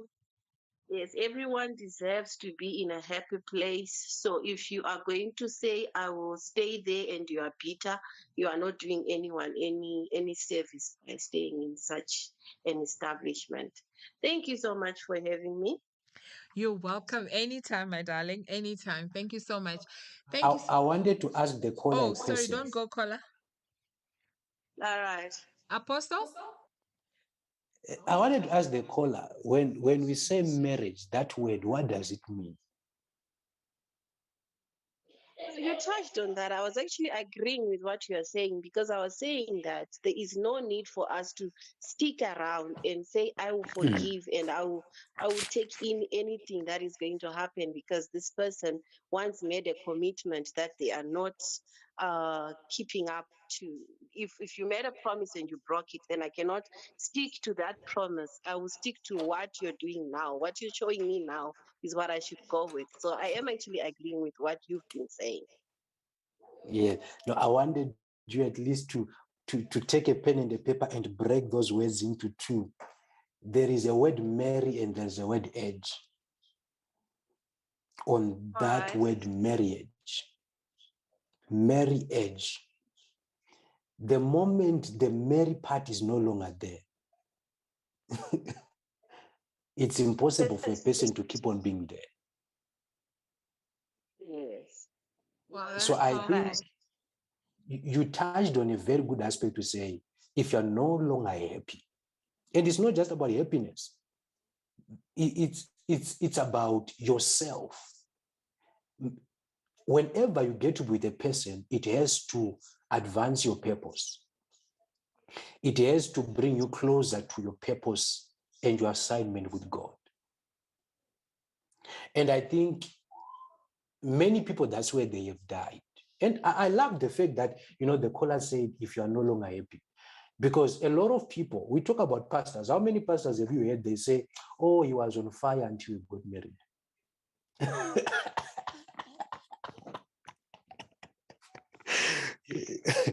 They will say he was on fire for God until he got married. Because what happened? He got in an environment where they did not agree on ideas, on the way they do things.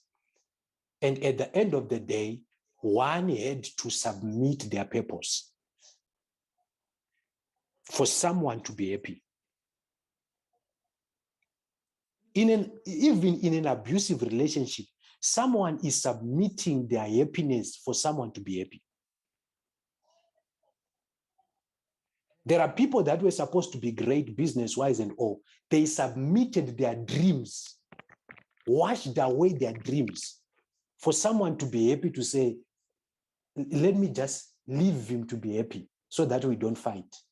Let me leave him to be happy so that we don't have quarrels. And people have died. Children have grown up without knowing what is called purpose, what is called joy. Your inferiority has been destroyed. Your confidence, you are now inferior. Because anyone who does that is showing you that you are not worth being admired. If a person does that to you. So I love the fact that you have to be happy. Everybody deserves to be happy. You have to have peace. That is why I just wanted the caller to just break down those words.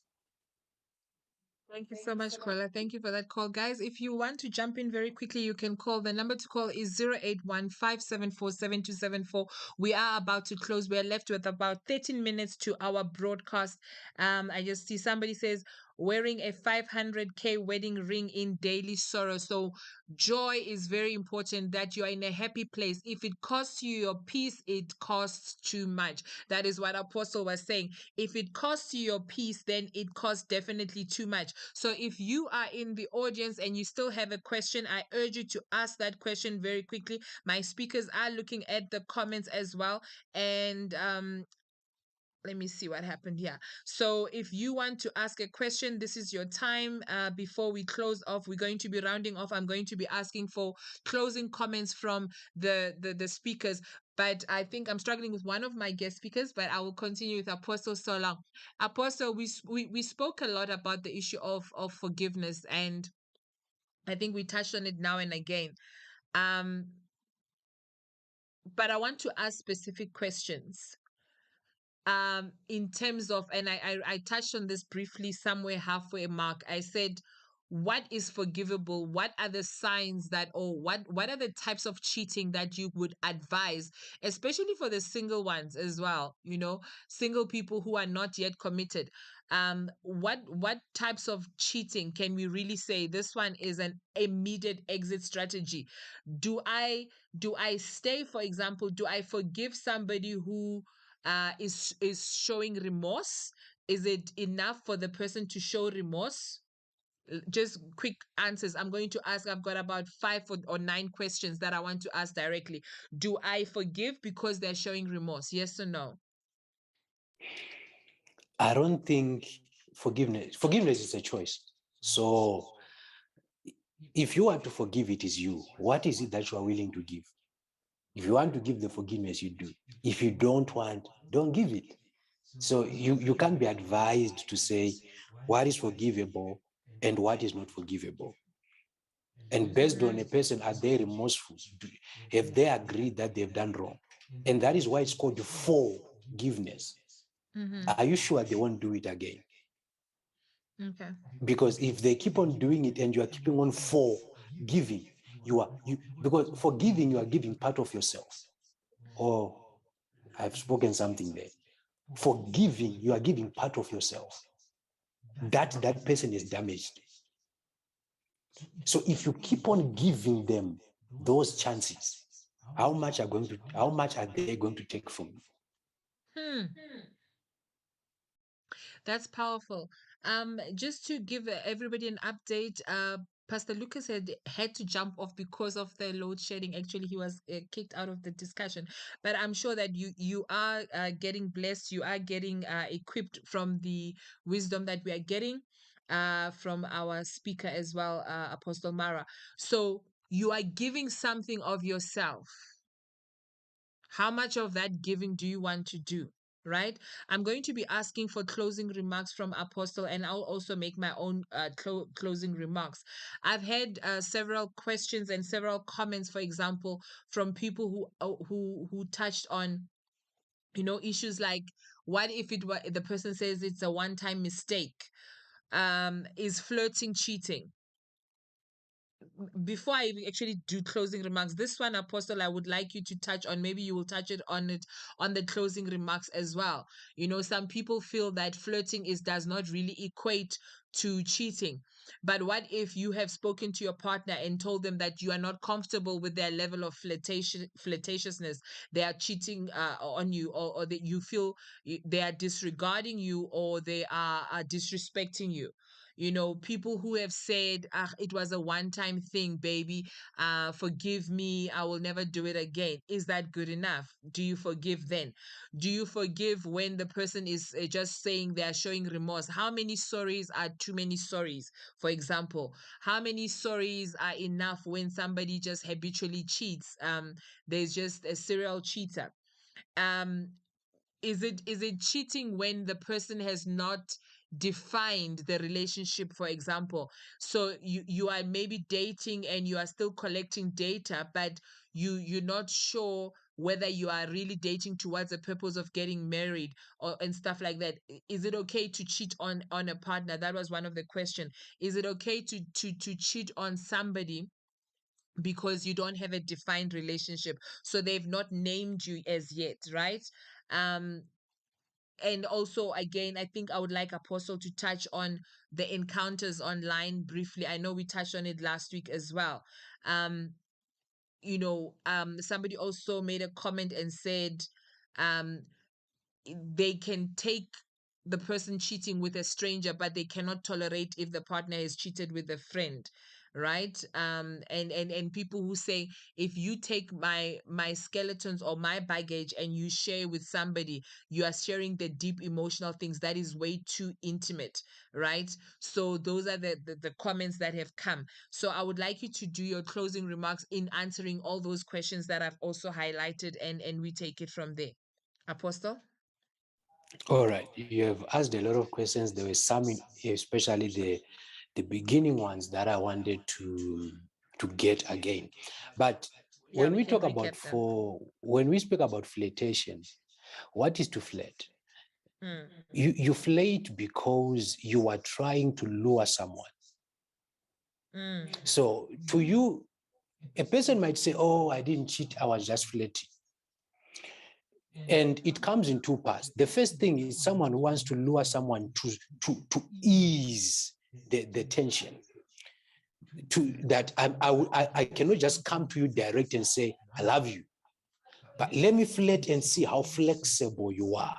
Let me loosen the bolts so that the time when I come, we are speaking on a certain platform whereby we can relate. So one way or the other, if you take people that have really flirted, and every relationship no matter you are a brother in church, you are a pastor, it started with flirting. It started with flirting. True. So people flirt, and by the time they meet, you never know what happens from the flirtations. Then we spoke about the issue of things online. Most of the times when we talk about being online, if you are married, open up it might be your social medias and all those things, because that secrecy I spoke about Amen. is the one that begins cheating.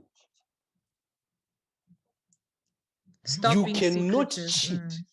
You cannot cheat with something you will not eat. You cannot cheat with something you will not eat. So with a lot of people, they've come to speak to my best stranger online, and they flirted. The next thing they met.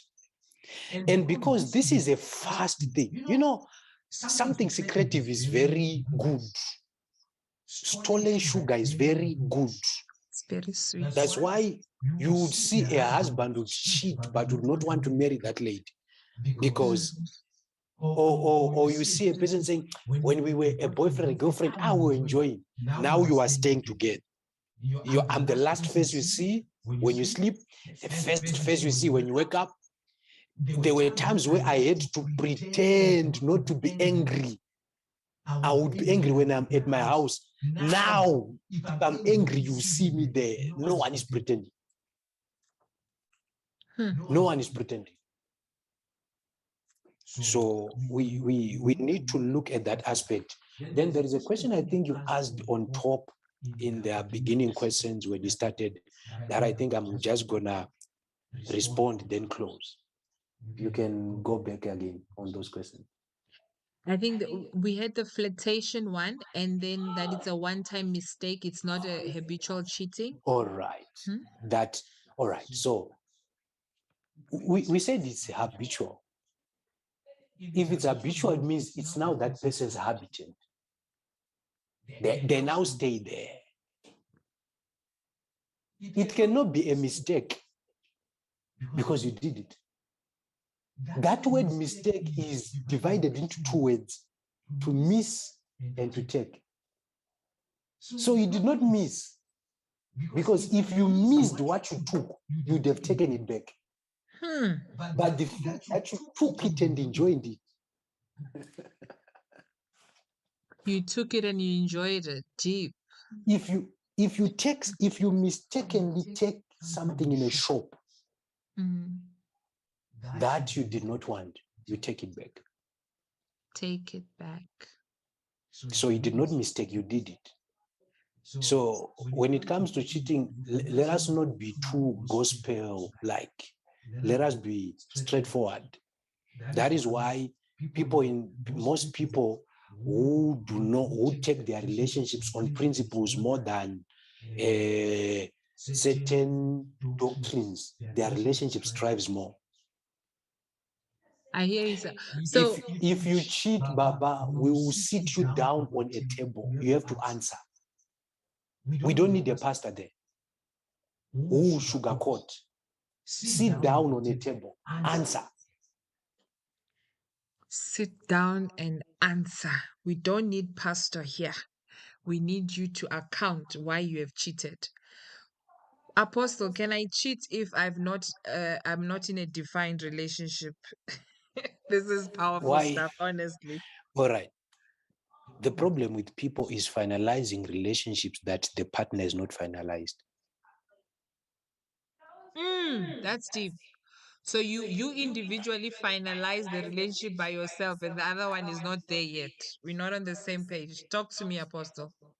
If a person is, how do you know that the person is taking you as a girlfriend if they've not yet announced it anyway?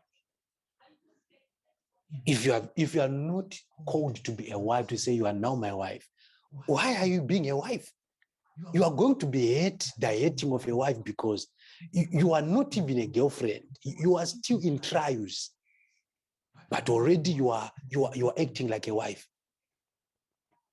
So My you are going to God. be hate the more because you placed expectations, because we set these expectations ourselves. No one set them for you. You did. So this person, they cheat on you, obviously, because they didn't tell you that they are in a relationship with you. If you are a lady and a brother is not, number one, told you are my girlfriend, it must not end there. I always tell people that it takes a man 3 months to know what he wants. If he passes 3 months without talking about his plan to marry, if he does not have money, he will go and do a pay down, or you plan a plan. That, let me touch on that one. If you see a person bringing excuses, they don't want to do it. That's a point. If they're making excuses, they don't want to do it. Bear with us, guys. 5 minutes, we're out. So let us be honest on this aspect, so that we don't deceive ourselves to say, oh, he cheated on me, and after he cheated on me, no, he was just playing time with you. If he's serious, you will know. How can two walk together unless they agree? You are just walking, following a person. You have not agreed anything. Just because you spoke on the phone for 4 hours, a person told you, I can't sleep thinking about you because they are watching Netflix till late night hours, and you think that you are missed so much. Out of emotions, you meet through 2-3 times, you kiss each other, and because of chemical reactions, you think they are committed to you. Shoo. This is so deep. I think this needs another that aspect on its own. I think it's a discussion that needs separate discussion, and hopefully we can squeeze it in some way in our relationship days and so forth. I know that we've been going on. Apostle, 30 seconds to close. We are now at 9:30 at our closer time. 30 seconds. Um, 1 minute grace. Let's close. Closing remarks? Or it is you who defines what you want. Okay. It is you who defines what love is. It is you who defines the kind of a relationship you want to be. Awesome. Everyone can give you an advice, but we all have different tastes. What you love is not what I love. So, in as much as you can be advised and you gather knowledge, what works for you and what works for your relationship or marriage? If they tell you my marriage was fixed by tongues, it's them. Maybe your marriage does not need tongues. It needs you to sit down the husband and tell him, we are not sleeping until things are explained. And never be in a relationship which does not allow you to express yourself. Don't. Full stop. Enter paragraph. Don't be in a relationship that does not allow you to express yourself. Some things do not need to be spoken about in tongues. You can't speak in tongues for 15 days for something you cannot express and resolve. Ladies and gentlemen, thank you so much for coming in to the broadcast. I hope that it was the best 2 hours that you have spent on a Saturday, that you are being educated, that you are being liberated. Remember, you have to be open enough to confront your partner. Whatever accusation that you need to make, you must be able to make it openly and freely and ask and clarify, where are we? It should not be denied to you, right? If you find yourself in a situation, maybe you are married or something, and you want to save your relationship, or you are in a cohabitation relationship, you want to save, well, as Christians, we shouldn't be cohabiting in any event to start with.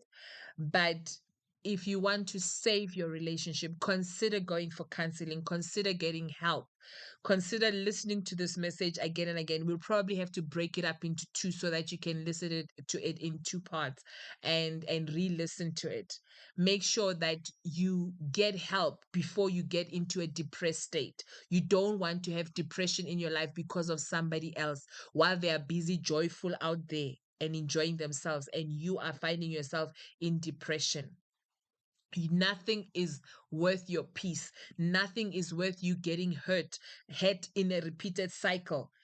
We don't want you to live in fear. We don't want you to live in shame. We don't want you to live in a state of mistrusting somebody. Imagine waking up every single day and sleeping with the same person, but you don't trust that person. Let's look out for ourselves. You only have you to love yourself first, the way you want to be loved, before you allow another type of love that you don't want, right?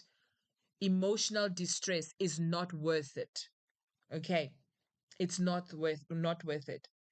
I know that there is no definitive way that you can say that thing. What works in one relationship does not necessarily mean that what is wrong in this, that what is a red alert in this relationship is necessarily a red alert in that relationship. No. But you know yourself and you know your partner. So check yourself, right? Some of you have even caught your partners direct in the act. So watch out for the warning signs. If you need help, don't try coping by yourself. Unfaithfulness is not a joke. Infidelity is not a joke. So some of you who are not even married, don't go in until you have sorted out these things. And some of these things that you pick up may be red alerts that you shouldn't even bother going in, because these people might have a repetitive cycle. So as I said, for those of you who are feeling entrapped, those of you who are feeling like, for the sake of the children, I might have to stay, there is a solution that is coming up. Please make sure that you are following Fortunate online in the Facebook page section, in my page. Make sure you follow me on YouTube, because some of the discussions we're going to have in YouTube and on a closed private discussion, because we cannot give legal advice openly. We can only discuss certain things, even the legal experts that I've spoken to that will come on. But we want to touch on very sensitive aspects. We want to hear you. We want you to ask specific questions. Please feel free to send me a WhatsApp anytime, 0815747274.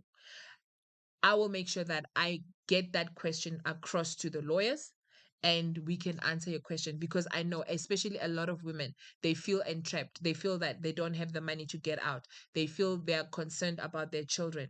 Let's get to address those things, right?